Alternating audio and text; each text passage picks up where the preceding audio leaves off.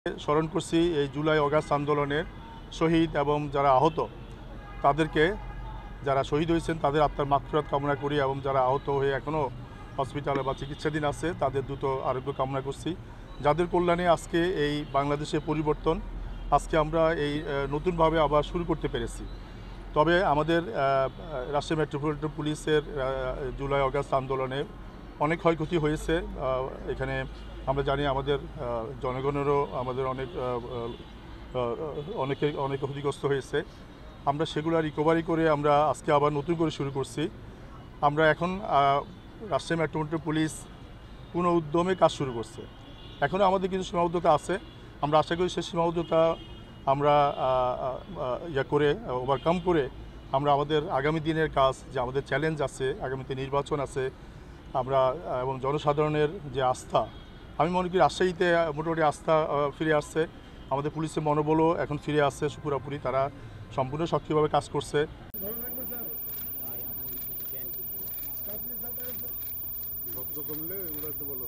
না না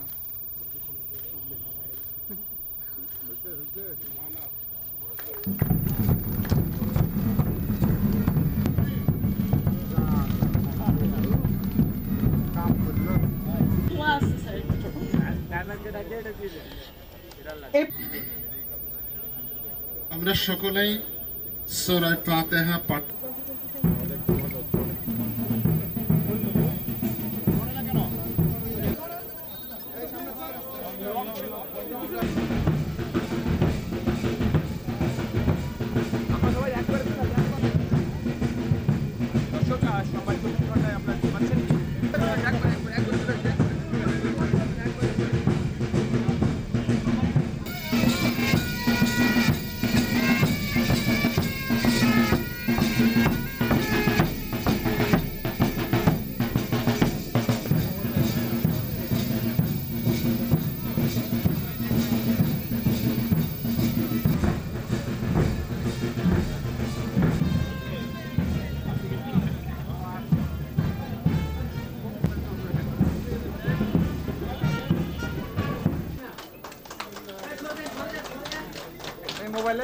মোবাইল হাতে মোবাইল